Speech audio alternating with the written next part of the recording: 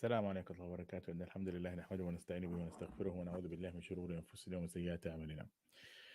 My dear respectful sister, inshallah, we're going to continue our series of the curriculum from the seerah of the Prophet Muhammad sallallahu alaihi wasallam. And I think one of the most important aspects that we're going to be talking about today is I think it's very important and something that is unfortunately many people tend to misunderstand and misquote. My dear respectful sisters, one of the most important and vital lessons that we could learn from the seerah of the Prophet Muhammad sallallahu alaihi wasallam is how to correctly understand the deen. Many times, whether it was in the Quran or during the seerah of the Sayyidina Muhammad sallallahu alaihi wasallam, Prophet Muhammad sallallahu alaihi wasallam want us to understand the correct understanding. A lot of times, in any nas or any evidence in the deen, there are a lot of times there are a superficial understanding and there is real understanding. Superficial understanding meaning that people would tend to interpret things based on their um, their level of understanding. Because if someone they're going to understand something based on their background, their experiences, what they've been exposed to. But the question here, when it comes to the deen, the religion of Allah Subhanahu wa Taala, we're ought to go back and understand things the way they should be understood by the Prophet Muhammad sallallahu alaihi wasallam and his Sahaba. And that's why Prophet Muhammad sallallahu alaihi wasallam, he taught us that one of the important reasons for misguidance, so somebody could be misguided. Why? Because of the fact that they misunderstood something in the deen. Because of the fact that people a lot of times, why do you think there are many misguided groups within Islam? Within Islam, why there are so many misguided groups within Islam is because of the fact that they have misunderstood some part of the religion. Whether it was, some people who think that Ahlul Bayt is everything in the deen and neglecting the Sahaba and cursing the Sahaba and talk about the wives of the Prophet Muhammad sallallahu alaihi wasallam. When some people focus so much into the aspect of tazkiyah to the point that they would elevate certain people more than their highest status. When you have some people, for instance, they would think that they are so high in the deen that they don't have to pray. Why is that? Brothers, all of these things is because of the fact that people misunderstood the correct understanding of the deen. And Allah subhanahu wa ta'ala, brothers and sisters, have give us many examples of that such thing, not only during the time of the Prophet Muhammad sallallahu alaihi wasallam, but even at the previous prophets. For instance, the people of Sayyidina Nuh alayhi salatu wasalam, what they said, قالوا أنؤمن لك واتبعك الأرذلون. Like, do you want us to believe in you and the lowest of the low have believed in you? So based on their understanding, based on their little wisdom that they had, they said, well, why should we believe in you of the lowest or the poorest people believed in you? So because based on their criteria of understanding that only the elite should follow the prophets, the best of the people should be following the prophets. See, that's the understanding. But Allah subhanahu wa ta'ala have corrected them many times. When you see the people of Sayyidina Shu'aib, the same thing. Inna lanaraka fina da'ifa. We see you as a weak man. Because based on their understanding that if Allah have sent him, that he should be a strong and he should be somebody who could possibly wrestle with people. Not necessarily. you know so the issue here the issue here the issue here is the fact that, inshallah, if we have time, we'll be able to answer some questions. The issue here is that a lot of times people is going to understand things based on their experiences. And that's what Allah subhanahu wa ta'ala, brother and sister, already said. فَاسْأَلُوا أَهْلَ الذِّكْرِ إِن كُنْتُمْ لَا تَعْلَمُونَ. Ask the people of dhikr, people of knowledge, if you do not know. And the issue here, brothers and sisters, not everybody in the world, not every da'iyah who comes in TV or comes in the internet, then he is supposed to be a scholar. No. There are certain people of education, certain people of knowledge that we go back to understand. To many subjects, whether it was, for instance, what is the rights of the woman, what is the hijab? Because now, if you ask some of the sisters what is hijab, people will think it's just a head covering. No, it's not. So when you ask people what is the beard, what is the beard, people, people will go on to interpret it based on their liking, based on what they want to follow. If you ask a person what is considered to be a man, people think it's a man who's strong and tough and yells. No, some people wants to interpret things based on their liking, based on what they want, and that's why Allah subhanahu wa ta'ala have given us many examples. Like, for instance, this is another example, and this happened with the people of Quraysh. Look at what the people of Quraysh have said about Sayyidina Muhammad sallallahu alaihi wasallam. It said, وقالوا ما لهذا الرسول يأكل الطعام ويمشي في الأسواق لولا أنزل عليه ملك فيكون معه نذيرا. He says, what is wrong with this prophet?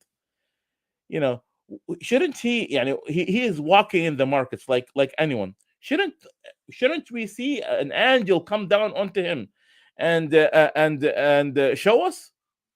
See the issue here, brothers. What's their criteria that they want to see? What's their criteria? He should be rich. What's his criteria that he should be having all the luxuries? You see, and the same thing over and over. Like, for instance, even some of the Sahaba, some of the Sahaba of the Prophet Muhammad sallallahu alaihi wasallam, some of them had incorrect understanding, and Prophet Muhammad sallallahu alaihi wasallam corrected them. Let me give you an example. One time, Umar Khattab radiallahu anhu, he entered into the house of the Prophet Muhammad sallallahu alaihi wasallam. Okay, and Prophet Muhammad sallallahu alaihi wasallam was sitting on a rough mattress. And then he opened the closet of the food of the Prophet Muhammad sallallahu alaihi wasallam. The only thing he saw is what? Sha'ir, something that is small dried food. So what happened? Umar Khattab radiallahu anhu, he cried. He said, Prophet Muhammad said, ما يبكيك يا ابن الخطاب? Oh son of Khattab, why are you crying? He said, يا نبي الله ما لي لا أبكي. What, oh Prophet of Allah, why should not I not cry? وهذا الحصير قد أثر في جنبك. And look at this rough mattress have affected your body. It have made marking in your body because of how rough it is. وهذه خزانتك. Look at your closet, O Prophet of Allah. لا أرى فيها إلا ما أرى. I don't see nothing in of it. وذاك قيصر وكسرى من ثمار وأنهار. And look at the rich people in Qaisar and Kisra. They have rivers and they have money. What Prophet Muhammad sallallahu alaihi wasallam see? The same thing. Umar Khattab, he wanted to say, he said that this is a prophet of Allah. He's a correct prophet of Allah. He should be in better situation. But look at how Prophet Muhammad sallallahu alaihi wasallam corrected him. And that proves the prophecy of Sayyidina Muhammad sallallahu alaihi wasallam, because he was not a man that goes after luxuries and goes after beauty and goes after even though he could have. Technically, Prophet Muhammad, he could have asked for the best houses. He could have asked for the best mattresses. He could have asked for the best clothes. He could have asked for the best food, but he didn't. What Prophet Muhammad sallallahu alaihi wasallam answered him? He said, "Ya ibn al-Khattab, O son of Khattab, ألا ترضى أن تكون لنا الآخرة ولهم الدنيا?" O son of Khattab, wouldn't you be happy that they have the dunya and we have the hereafter? And this is true. Because they want the dunya, they want the luxuries of the dunya, but we want the hereafter. We want what Allah subhanahu wa ta'ala is keeping for us in the hereafter. And again, that's how to correct the correct understanding. Brothers and sisters, you have to understand, and this is something that really you have to, all of us are prone to this. Many of us would want to interpret things based on our hawa, because our desires want us to drag us into practicing the religion based on our likings. This is normal. But the question here is, who is willing to suppress their liking and follow the hawa, follow the liking of Prophet Muhammad sallallahu alaihi wasallam? And there is a hadith of Prophet Muhammad sallallahu alaihi wasallam where he said that لا يؤمن بالله باليوم الآخر. No, he's not a true believer unless his hawa, his own desires, is agreeable with what Prophet Muhammad sallallahu alaihi wasallam likes. That's the issue here, brothers and sisters. Because thing is, if you keep it to our own desires, we would, and that's why Allah subhanahu wa ta'ala, he warned us. He said, أَرَأَيْتَ مَنِ اتَّخَذَ إِلَهَهُ هَوَاهُ. Have you seen of the person who made his own desire as his own God? And this is a problem. Because thing is, the issue here is the following, brothers and sisters. Some people, are okay of saying we're not going to do this. Oh, I'm not going to wear the hijab. I'm not going to drink. And they're okay with showing off their sins. I mean, Allah subhanahu wa ta'ala guided these people because of the fact that they are they are so proud of the fact that they're committing sin out in the open. May Allah subhanahu wa ta'ala guided them. But some other people, who said, you know what, I want to do it, so I would not, and I want to feel as if I'm doing it, but I'm not really doing it. Yeah, because they want to make themselves feel good that they're doing it, but in reality, they're not doing it. And the same thing, like for instance, when you say, well, for instance, you want to tell a sister, wear a hijab. Maybe the first type of girl, he should say, I'm not going to wear the hijab. Maybe the second type of girl is like, you know what, I'm going to wear the hijab, but I'm going to wear it based on my liking. I'm going to wear just a piece of cloth above my head, and I'm going to put my makeup, and I'm going to show off my chest, and I'm going to wear tight clothes that is going to show my knees and show my thighs and show my breast. What kind of hijab is this? You know, and etc. So the point here is that I'm just giving an example. There is many other examples.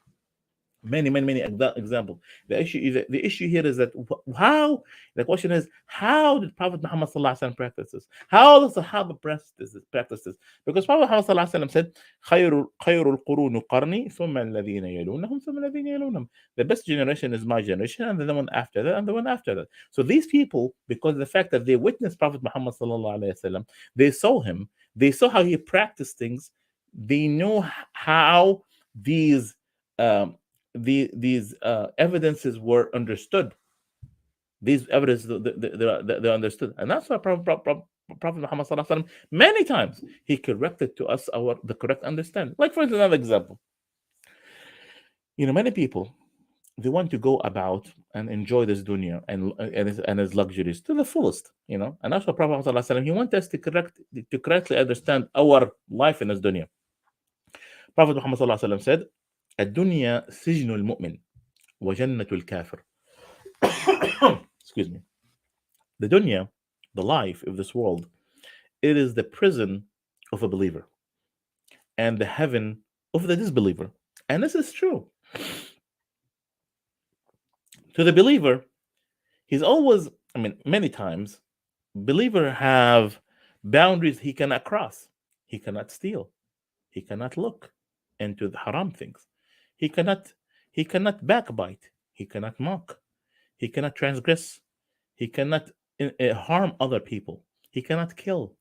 He cannot eat interest. He cannot. Yeah, there's a lot of, so there is boundaries and there is rules and regulations. He cannot wear whatever he wants. You see, there is rules and regulations. But the disbeliever, he could do whatever he wants. And people are like, oh, yeah, are you telling me that me being a believer stuff? Yes. Yeah, it's Allah subhanahu wa ta'ala. He made this world for us as a test. How many times are we going to be here? For how long? 60, 70, 80 years. This is if you're lucky. And then after that, what? Allah subhanahu wa ta'ala is going to take all of us. You see? So the point here is that the disbeliever, yes, maybe you're going to have temporary enjoyment. But in the hereafter, that's the ultimate enjoyment. The enjoyment of that is eternal. The enjoyment in which that is going to be everlasting. And that's why a lot of times people tend to, like I said, people tend to interpret things based on what they think is right and what is wrong. Like for instance, nowadays people think who is strong. The strong people think, oh, the people who go to the gym and lift weights, and he's lifting the 100-pound dumbbells, and he could bench 200 and 300 pounds, and etc. No, Prophet ﷺ also he gave us the correct understanding. What is considered to be as strong? He said, ليس الشديد بالسرعة. He said, the strong person is not the one who's quick and tough. No. إنما الشديد الذي يملك نفسه عند الغضب. The strong person, and that's something that you have to understand. You have to implement too. The strong person is the one who is able to control himself when he's angry. The one who's able to control himself when he's angry. Ask yourself, are you able to control yourself when you're angry? Are you able to withstand yourself? Or every time you're angry, you're shouting and you're hitting smashing doors, and or you're raising your voice on your neighbors and your brothers and your sisters and your parents. Is that what you consider to be, strong? No, excuse me. That's not a strong. Again, Prophet Muhammad sallallahu alaihi wasallam, he correct for us what is considered to be a strong. You know, another yani this is something that hopefully that many of us would not be able to to experience. But look, at one time Prophet Muhammad sallallahu alaihi wasallam asked the the Sahaba, he said, "ما تعدون الرقوبة فيكم?" Who do you who do you consider a raqub, like the person who have no children? Who do you consider as a person who have no children? The Sahaba answered him. They said, the one who doesn't have kids. Yani Allah subhanahu wa ta'ala does not bless him with kids. Prophet sallallahu alaihi wasallam said, ليس ذاك الرقوب. This is not the one who have no children. ولكنه الرجل الذي إذا لم يقدم من ولده شيئا. The person who does not, he did not يعني he did not let go of his son anything, meaning that he did not lose his son, who did not lose his son during his lifetime, and he did not was not patient over the reward of losing his son. So meaning that the person who did not, who have no children, according to Prophet Muhammad sallallahu alaihi wasallam, is the one who did not sacrifice and who did not have or gain the reward, who did not gain the reward or of being patient over losing his son. You know, I hope this does not accept, and none of us would experience this. But the point here, brothers and sisters, again, what is the correct understanding? What is the correct understanding? Another understanding. So in which that, yani, this has happened to us, and this is Prophet Muhammad is exactly talking about our times. And in this hadith, Prophet Muhammad is talking about our times. What he said, he said, when the trust is going to be rare among people, يعني our time, trust has become very rare among our people. He said, فيصبح الناس يتبايعون فلا يكاد أحد يؤدي الأمانة فيقال إن في بني فلان رجلا أمينا. People will start to look for, يعني in that time, which is our time, people start to look for anybody who's trustworthy, and they will say, well, we don't know anybody who's trustworthy. Maybe there is a person in this tribe who's considered to be trustworthy, and people would go to him. Okay, this would consider to be trustworthy, and then because of the people have not really know, the good person from the bad person. Maybe the worst people, the worst people, the person ويقال للرجل, another man, because he's not trustworthy or anything. Maybe he is the worst person, but when people say, MashaAllah, he is very knowledgeable, MashaAllah, he is very cute, MashaAllah, he is very nice, and people would what? And he and him is not an ounce of iman inside of him. So out of our time, people who do they like? They like maybe this guy who is considered to be a social media influencer or whatever. And subhanallah, why do you like him? Because wallahi, he is cute, he is nice, he is famous, he is funny. And maybe this person does not have an atom weight of iman inside of him. He does have no faith. You see? People, how the people criteria is upside down nowadays. He's talking about our times, subhanallah, and how many times, and that's why people sometimes they're tricked by how the people look. And always Prophet Muhammad sallallahu alaihi wasallam tell us that don't look at people outside, look at what people inside. رب أشعث مدفوع بالأبواب لو قسم الله على أبره. He said maybe a person who look dirty, and people would not open the doors for him. He looks dirty, and people would, because of how poor he was, and people would not, if he knocked on people's doors, people would not open the doors for him. لو أقسم الله لا أبره. If he asked Allah subhanahu wa ta'ala, he would give him immediately. You see? So it's not about looks. It's about testing, knowing people faith, and people, whether the people are practicing the deen. Another example, Prophet Muhammad, he told them, and one time people were passing by. Prophet asked the Sahaba, ما تقولون في هذا? What do you guys think about this man? He said, حري إذا خطب أن ينكح وإذا شفع أن يشفع. People, this man is known. If he asked for anybody's hand, people would give him their daughters. And if he asked for anything, people would give it to him. And then Prophet ﷺ kept quiet. And another man walked by. He said, ما تقولون في هذا? What about this man? He said, حري أن يخطب أن لا ينكح. He said, this man, he's not known. If people ask, يعني if he asked for people daughters, people, no one would give him. And if he asked for anything, people would not give him. Now, Prophet Muhammad, he corrected them. He said, you see this man that people who you guys look down on, who none of you would give your daughters to, هذا خير من ملء الأرض من هذا. He said, this man is worse than the whole world of the other man. This man that you say he's not no one, this man is worse than the whole world of men like the other man. Subhanallah. Again, the correct understanding, the right criteria, the ruler of measurements, and etc. So, brothers and sisters, we have to understand how to, where our priorities, how to correctly understand the deen. What is right and what is wrong? What is important and what is less important? Who is the righteous and who's not righteous? Who should we look up to? Who should we not look up to? The correct understanding of the deen. Nowadays people are worshiping money. That's what Prophet ﷺ said, تعس عبد الدينار وعبد الدرهم. He said, whoa, he is a loser. The one who was what? Who worshipped the money. The one who worshipped the luxuries. وعبد الخبيثة إذا أعطى رضى. يعني if people give him, he'll be satisfied. وإذا لم يعطى سخط. And if people don't give him, he become angry. وإذا شيك فلن تقش طوبى لعبد آخذ بعنان فرسه في سبيل الله. He said in the contrary, what a glad tiding for a person who took his horse to fight for the sake of Allah subhanahu wa ta'ala, and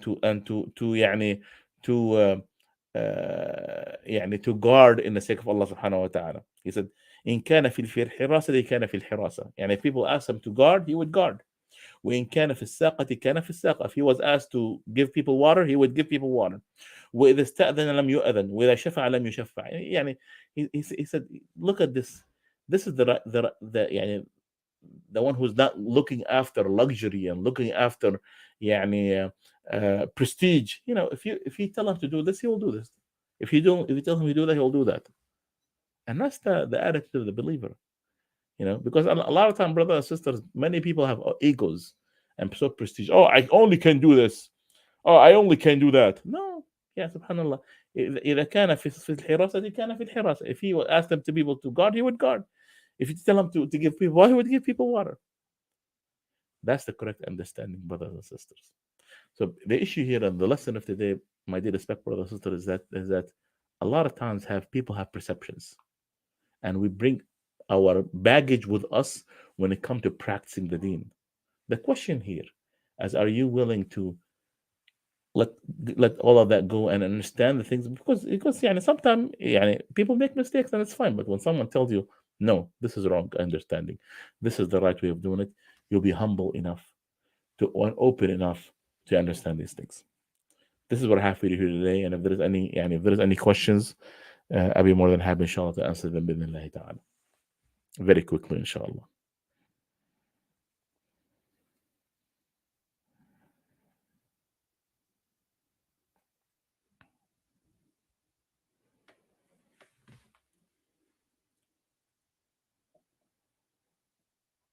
Going once, going twice.